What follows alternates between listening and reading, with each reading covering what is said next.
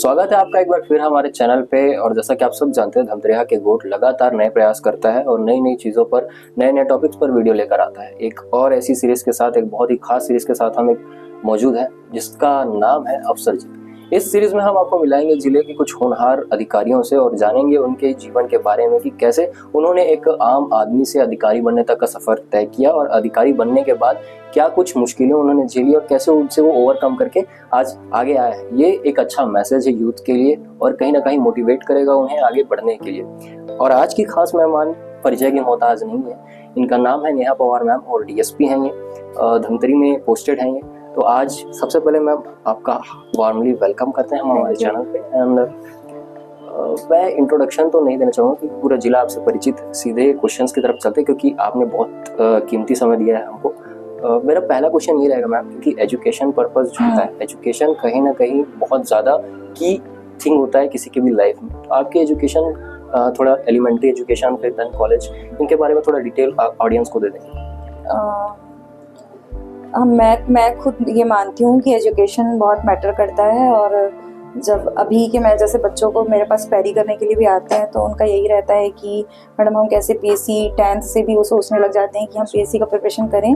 पर मुझे ऐसा लगता है कि जो मेरा मतलब हायर एजुकेशन मैंने जो किया, ग्रेजुएशन जो किया, जो मेरे स्कूल का जो एजुकेशन था वो बहुत इंपॉर्टेंट था। क्योंकि जब आप पीएससी का भी प्रिपरेशन करते हैं तो आपको वो बैक में जो आपने पढ़ाई की है, जो स्कूल में आपने पढ़ा है, जो इंक्लूडिंग मैथ्स भी जो सॉल्व किया है, वो आपको याद आते रहता है और वही चीज़ें रिकॉल होती हैं। तो मुझे ऐसा लगता है कि बेसिक जो अपना है उसको हमेशा अच्छा ही रखना चाहिए और वो आपको हमेशा पीएससी में या फिर जो भी आप एग्ज़ाम देते हैं, कॉम्पिटिटिव एग्ज़ाम, उसमें ज़रूर काम आता है।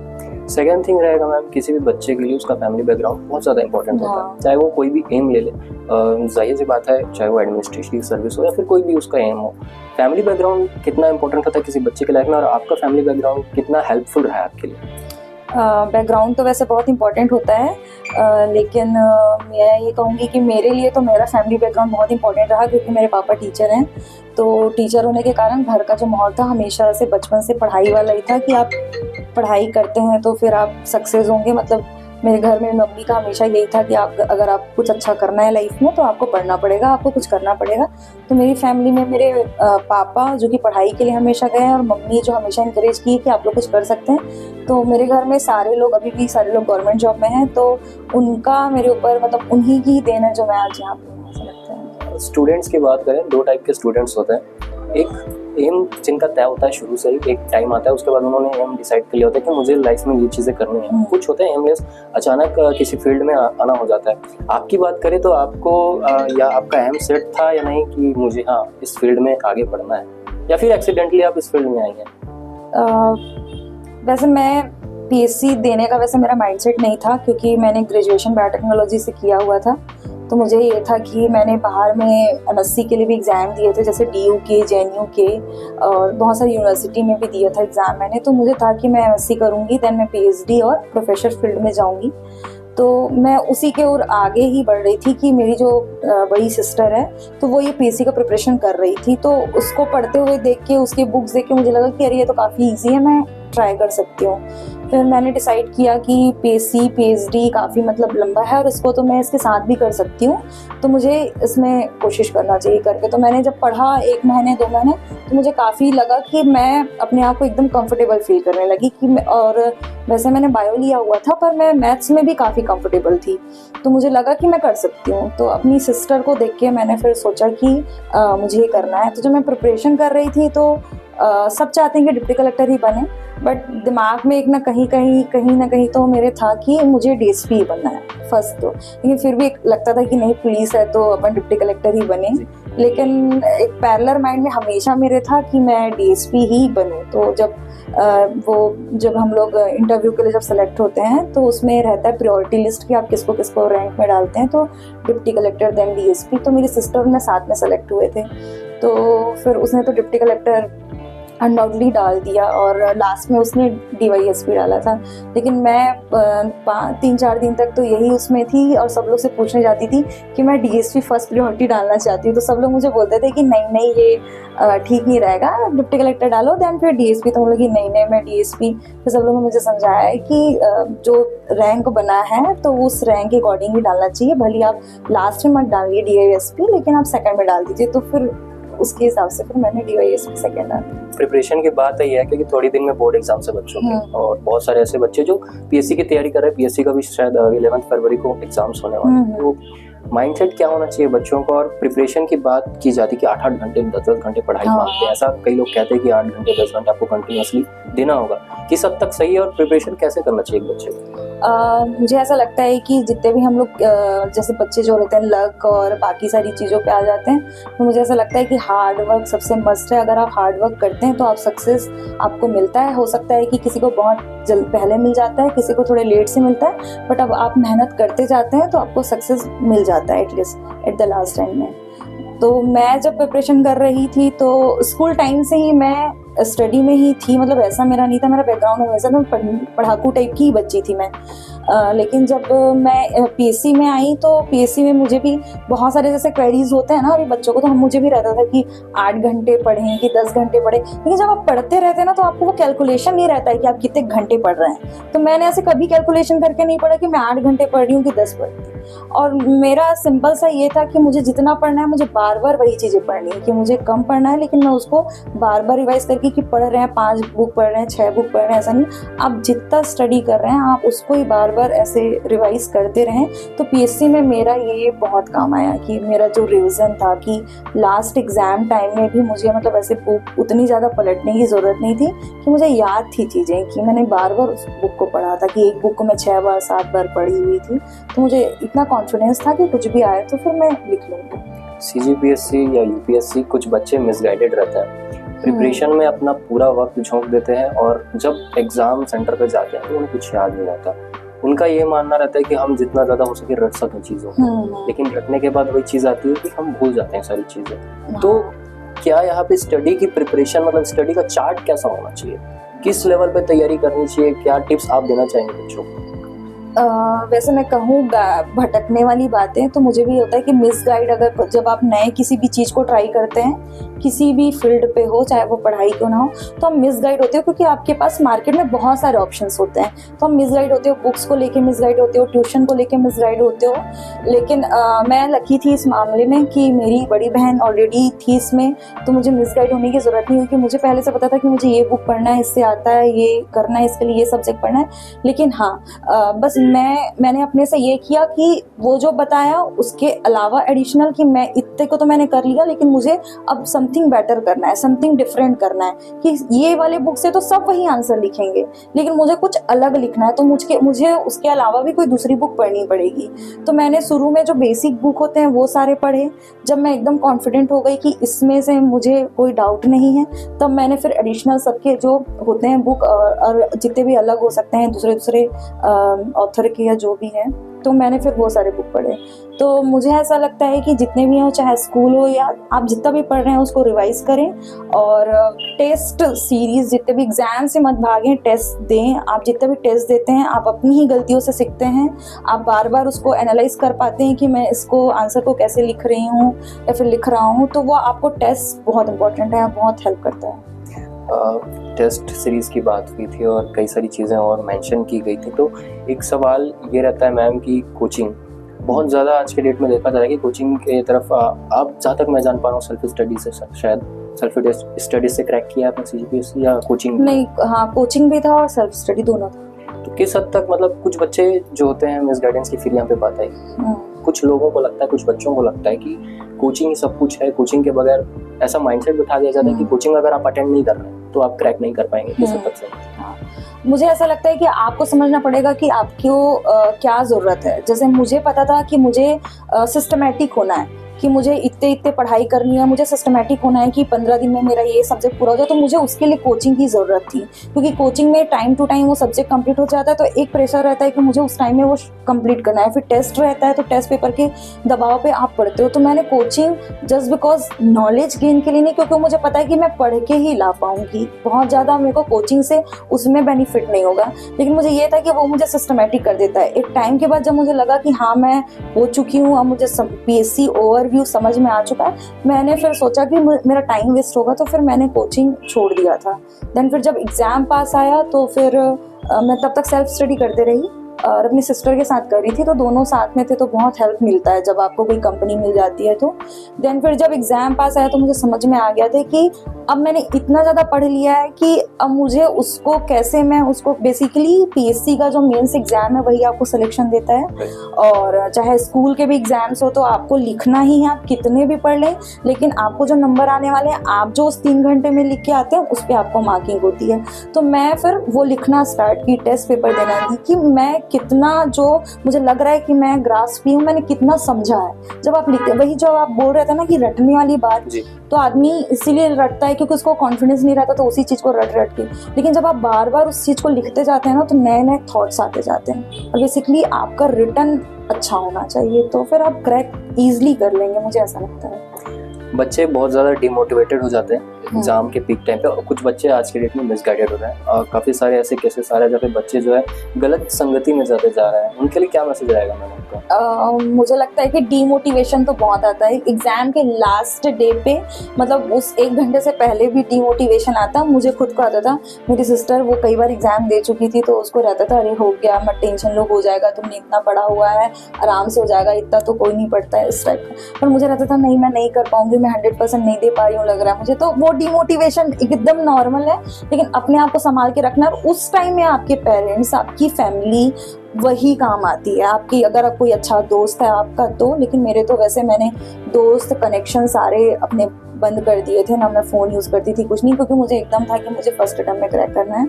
लेकिन कई लोग के इतने अच्छे दोस्त भी होते हैं, ग्रुप होता है। तो मेरी फैमिली उस टाइम काम है कि पूरे टाइम मतलब ये कि मैं अगर मैं पढ़ पढ़ के मेरा तबीयत भी बहुत ज़्यादा ख़राब हो गया था उस टाइम में। मतलब ये था कि मेरी स्टोरी तो बहुत वो टाइप की है, लेकिन ये है कि मेरे घर वाले पूरे सपोर्ट सिस्टम बन के रहे मेरे साथ पूरे टाइम की, नहीं तुम पढ़ो, कर लोगे पूरे। मैं तो हर 1 घंटे में से नहीं हो पाएगा, एंड देन फिर मैं ड्रॉप कर देती थी। लेकिन मेरे घर वाले थे, मेरी मम्मी पापा, इवन मेरा भाई, जिसको पूरा भरोसा था कि मैं अच्छा ही करूँगी, मतलब मेरे घर वालों को सारे को भरोसा था कि मैं अच्छा करूँगी, तो उनके कारण ही हुआ।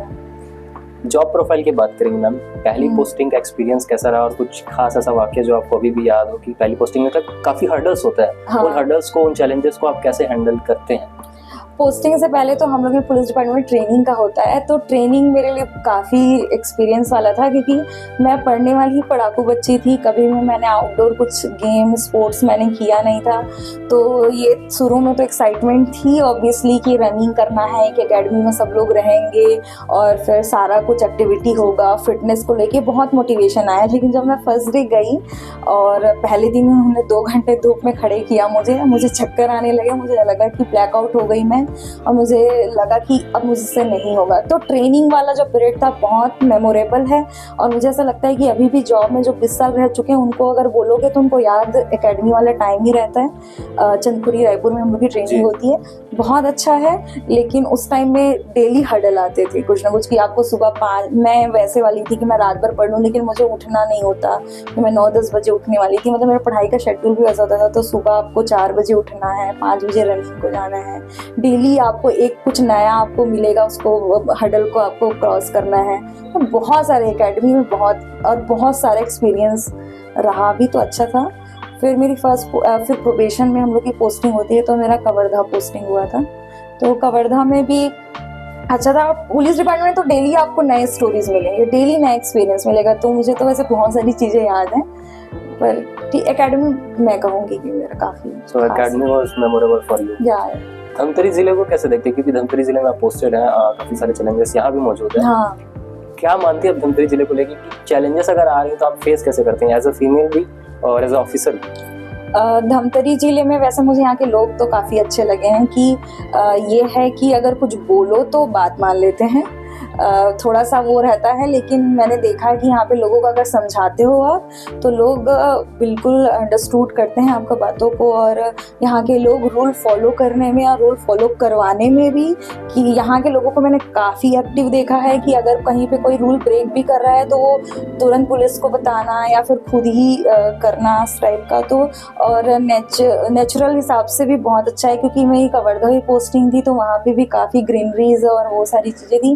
देन फिर मेरी बीजापुर पोस्टिंग हुई तो वहाँ पे भी था, तो धमतरी में भी मुझे वैसी ही वाइब आती है, तो उसके हिसाब से तो बहुत अच्छा है। चैलेंज की बात है तो पुलिस डिपार्टमेंट में तो आप कहीं भी जाएँ हर उसमें चैलेंज होता है। यहाँ पे बेसिकली मैंने देखा है चैलेंजेस के लिए तो नशा वगैरह जो यंग जनरेशन पे जो है, तो उसके लिए हम लोग पुलिस जो है वो लगातार काम कर रही है, और मैं भी चाहूँगी कि इसी फील्ड में मैं ज़्यादा यहाँ पे काम कर पाऊँगी। एडमिनिस्ट्रेशन की बात करें तो आपने कहा था, थोड़ी देर पहले मेंशन किया था कि आपने डीवाईएसपी पोस्ट को ही प्रेफरेंस दिया था। कई ऐसी फीमेल्स हैं जिनका माइंडसेट बन चुका है, या फीमेल्स ही ना कहें, मेल्स भी हैं, तो लेकिन फीमेल्स ही ज़्यादा ऐसी होती हैं जिनका माइंडसेट बन चुका है कि वो अगर उनको मौका मिलता तो एडमिनिस्ट्रेशन की तरफ जाती हैं, पुलिस डिपार्टमेंट या फिर डिफेंस डिपार्टमेंट से बचती हैं। ऐसा क्यों मैम, ये माइंडसेट क्यों ऐसा तैयार है? नहीं, मुझे ऐसा मेरे बैच में तो या फिर मेरे टाइम में तो मैंने वैसा माइंडसेट नहीं देखा, बल्कि मैं तो अभी भी जब भी स्कूल वगैरह में मोटिवेशनल स्पीक से देने जाती हूँ तो मैं देखती हूँ कि मोस्टली लड़कियाँ ही चाहती हैं कि डिफेंस में और हम लोग जाएं। तो वैसे मेरे नज़र में तो कोई वैसे नहीं आए हैं। हाँ, ये हो सकता है कि क्या होता है कि जब आप फीमेल ऑफिसर के साथ ये है ना चैलेंज कि आपको फैमिली भी देखनी होती है, तो जो लोग ऑलरेडी जिनकी फैमिली सेटल्ड है तो उनको ऐसा लगता है कि हम वो टाइम जो है वो नहीं दे पाए शायद। वो एक होता है ना कि आप जब कुछ चीज़ को नहीं किए हैं तो उनको लगता है, तो उसके कारण कुछ लोग पीछे हो जाते हैं। लेकिन इंटरेस्टेड सब हैं, लेकिन कुछ अपनी फैमिली बैकग्राउंड को देख के या सिचुएशंस देख के कुछ लोग नहीं कर पाते हैं। इसी से एक क्वेश्चन रहेगा, लास्ट का 2-3 सवाल है, ज़्यादा समय नहीं लेंगे। फीमेल की बात हो रही है, आपने कहा था कि फैमिली बैकग्राउंड इंपॉर्टेंट रहता है, फैमिली को देख के कई फीमेल्स बैक ऑफ कर जाती है। तो कैसे आप, क्योंकि खुद एक फीमेल ऑफिसर है, कैसे मैनेज करती है फैमिली टाइम और प्रोफेशनल टाइम दोनों चीज़ें, और दोनों में आने वाली प्रेशर्स को कैसे आप हैंडल करती हैं? तो मैं तो वैसे बोलूँ तो मेरे घर वाले में तो मेरे पापा मम्मी तो चाहते थे मैं पुलिस डिपार्टमेंट में जाऊँ, बिल्कुल भी। मेरी बड़ी सिस्टर का वैसे इंटरेस्ट नहीं था तो उन्होंने कभी उनको प्रेशराइज नहीं किया, मुझे भी प्रेशराइज नहीं किया, बट वो चाहते थे कि मैं पुलिस डिपार्टमेंट में जाऊँ। तो अभी क्योंकि मैं सिंगल हूँ तो वैसा मेरे पास फैमिली का वैसा नहीं है कि अगर है ना, तो घर वाले तो पूरे वही एडजस्ट करते हैं, मैं तो बिल्कुल भी एडजस्ट नहीं कर पाई हूँ अभी तक। मुझे उन्होंने मौका ही नहीं दिया है कि मैं एडजस्ट करूँ, वही एडजस्ट करते हैं। और मैं तो पूरी कोशिश करती हूँ कि जब मुझे छुट्टी मिले तो फिर मैं जाऊँ घर, या फिर जब भी फैमिली टाइम देना चाहें तो, और वो हो जाता है। अगर आप मैनेज करना चाहें तो फिर मैनेजेबल है, इतना ज़्यादा भी दिक्कत नहीं है। हो सकता है ये फ्यूचर में अगर होता है, फैमिली हम मेरी आगे बढ़ती है तो शायद कुछ हर्डल आए, बट अभी तो सब अच्छा है। जी मैम, बच्चों की बात करेंगे, फिर से एग्जाम्स आ रहे हैं, क्योंकि उनके एक की वर्ड्स निकल के आता है बहुत ज़्यादा आजकल ट्रेंड में चल रहा है, डिप्रेशन। हाँ। काफ़ी बच्चे डिप्रेशन की तरफ जा रहे हैं, काफ़ी बच्चे उस डिप्रेशन को हैंडल करने के लिए एडिक्शन का सहारा ले रहे हैं। उनके लिए क्या मैसेज रहेगा मैम? मुझे ऐसा लगता है कि डिप्रेशन में जाने का जो रीज़न है, वैसे तो बहुत सारे होते हैं, पर मुझे ऐसा लगता है कि आजकल लोग सोशल मीडिया, फ़ोन इतने ज़्यादा अपने आप को मतलब वहाँ से बांध चुके हैं कि वैसे नॉर्मली लोगों से मिलना, दोस्त बनाना, खेलना, जो मतलब उनको करना चाहिए जिस उम्र में जिसको जो चीज़ें करनी चाहिए वो नहीं कर रहा है। मतलब जब बच्चे होते हैं ना तो आपको खेलना ही चाहिए, आपको फिर वो प्रेशर नहीं लेना चाहिए कि मेरा क्या होगा, कैरियर है ना, कैरियर का सोचने का भी एक टाइम आता है, उस टाइम में आपको आपके कैरियर का सोचना है। तो अभी क्या है, बच्चे लोग जो इतने ज़्यादा मैं देखती हूँ कि 4th 5th में है, अरे हमारे मार्क्स कम आ गए, उनको कैरियर का स्ट्रेस है, मुझे अभी से ये बनना है, मतलब मुझे अगर फुटबॉलर बनना है तो उसको बचपन से ही वो वही उसमें स्ट्रेस ले रहा है, उसे नहीं हो पा रहा है बट फिर भी वो कर रहा। तो मुझे ऐसा लगता है ना कि इतना मतलब बच्चे के में वो जल्दी गिव अप करने वाला भी इसीलिए आ चुका है क्योंकि आसपास उसको मोटिवेट करने वाले नहीं है। जैसे मैंने बताया कि मैं हर सेकंड में गिव अप कर देती थी तो मेरे पेरेंट्स होते थे, और आजकल पेरेंट्स भी ऐसे हैं कि फैमिली भी जो है एकदम जॉइंट फैमिली नहीं रही न्यूक्लियर की, मॉम डैड काम में चले गए, अपने ऑफिस चले गए, तो बच्चा अकेला है तो वो सारी चीज़ों के कारण भी देखने आ रहा है कि डिप्रेशन हो रहा है। सेकेंड थिंग कि मुझे हमेशा यही लगता है कि बच्चे ना जो खेलना चाहिए ग्रुप बना के, फ्रेंड सर्कल होनी चाहिए, वो सारे ना होकर सोशल मीडिया पे ज़्यादा। तो सोशल मीडिया पे आप जैसी चीज़ें देखते रहते हैं ना, आप वो देख रहा है कि बच्चा ये इससे टॉप नहीं कर पाया तो उसके मम्मी पापा ने उसको डांटा, या फिर उसने देखा कि इसने नहीं किया तो उसने सुसाइड कर लिया, तो फिर सब चीज़, तो वो सारी चीज़ें जो हैं उनको ये सारी चीज़ें करने के लिए इनकरेज करती हैं। एक लास्ट सवाल मैम, एम अचीव करने का आपका मंत्रा क्या रहेगा? अगर आपको किसी को मंत्रा देना हो, क्या मंत्रा रहेगा? तो मैं तो एक शब्द ही बोलूँगी, मेहनत। कितना भी बोले लक होना या फिर कुछ भी बोलना, पर मुझे ऐसा लगता है कि अगर आप मेहनत करते हैं तो आप ज़रूर अचीव होते हैं। जैसे मुझे कहीं भी जाती हूँ तो मुझे सब लोग बोल के कह रहे आप तो फर्स्ट अटैम्प्ट में हो गए, तो मुझे ऐसा लगता है कि वो फर्स्ट अटैम्प्ट के पीछे भी मेरी काफ़ी टाइम की मेहनत थी।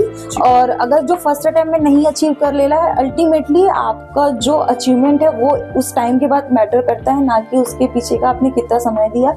लेकिन आप पूरे टाइम वो मेहनत कंटिन्यू आपको करते रहना है। तो मुझे ऐसा लगता है कि आप मेहनत करते रहिए, आप बिल्कुल सक्सेस होंगे। अभी भी डिपार्टमेंट में आने के बाद भी ऐसा नहीं है कि आपने एग्ज़ाम क्रैक कर लिया देन आप सक्सेस हो गए और आज हमें कुछ मेहनत नहीं करनी पड़ी। आज भी हम ड्यूटी कर रहे हैं, मेहनत कर रहे हैं, तो अभी भी हमको डिमोटिवेशन आता है कि जैसे लोगों को अपेक्षाएं हैं बहुत सारी यहाँ पे, जैसे कि पुलिस को ये करनी चाहिए। मुझे लगता है कि हाँ ये भी सही, महिला के कोई आता है, जैसे कोई महिला आ गई तो बोली कि महिला के क्षेत्र में मैडम आपको करना चाहिए, फिर कोई बोलता है बच्चों के क्षेत्र में, कोई बोलता है कि ट्रैफिक को लेके, तो कोई नशा को लेके। तो मुझे लगता है कि हाँ इतना सारा कुछ है मेरे पास टास्क, और मुझे कभी कभी लगता है कि मैं वो 100% नहीं दे पा रही हूँ, क्या फुलफिल नहीं कर पा रही। तो मैं अभी भी पूरी कोशिश करती हूँ कि मैं सबको 100% दे पाऊँ। सो आपका यही रहेगा कि hard work is the key of success. Ma'am एक क्वेश्चन रहेगा आपसे कि बच्चे जो हैं करियर बनाना चाहते हैं, जो या फिर जो मिसगाइडेड बच्चे हैं, जो गलत जगह पर हैं और जो अपना पाथ नहीं ढूंढ पा रहे हैं, उनके लिए क्या सजेशन रहेगा आपका? तो मैं तो फर्स्ट ऑफ ऑल सारे लोगों को, चाहे वो बच्चे हों या जो भी कंपटीशन एग्ज़ाम दे रहे हों, मैं सबको यही सजेस्ट करूँगी कि सबसे फर्स्ट होती है आपकी फैमिली। आप अगर फैमिली आप सबसे अच्छा जो आपके लिए सोचेगी, आपके कैरियर के लिए, आपकी लाइफ के लिए, आपके लिए, तो वो आपकी फैमिली होती है। तो आप अपनी फैमिली का हमेशा सपोर्ट सिस्टम बने, और वो तो हमेशा आपके सपोर्ट सिस्टम होंगी, तो उनका साथ दें। सेकंड कैरियर के लिए है तो स्कूल में अगर आप हैं तो आप अपने स्कूल स्टडी पे ज़्यादा फोकस करें, क्योंकि वो आपका बेसिक बनाता है, वो हमेशा आगे चल के आपके हायर एजुकेशन पे, कंपटीशन एग्जाम में वो ज़रूर काम आता है। तो आप जहाँ पे हैं, और बस पढ़ाई ही ज़रूरी नहीं है कि आप पढ़ाई से ही कुछ नहीं, अगर आप स्पोर्ट में जो भी एक्टिविटी में आप इंटरेस्टेड हैं, आप उसमें आप अपना कैरियर बना सकते हैं, क्योंकि आजकल तो काफ़ी स्कोप है, हर फील्ड में काफ़ी ज़्यादा स्कोप है। और जो कंपटीशन एग्ज़ाम दे रहे हैं, मैं उनको कहूँगी कि बहुत सारे हमारे पास हर्डल्स आते हैं, और बहुत सारे आपको मिसगाइड करने वाले भी लोग मिलेंगे कि अरे ये चल रहा है, वो हो रहा है, नहीं होता सिलेक्शन, बहुत सारी चीज़ें आती हैं कि कम पोस्ट आया। बट आपको दिमाग में एक ही चीज़ रखना है कि आपको सिर्फ एक पोस्ट लेना है, तो आप उसके लिए मेहनत करें और कंटिन्यू आप मेहनत करते रहेंगे। और जहाँ से भी हो आपको सजेशन अगर आपको लगता है कि लेना चाहिए तो बिल्कुल भी लें।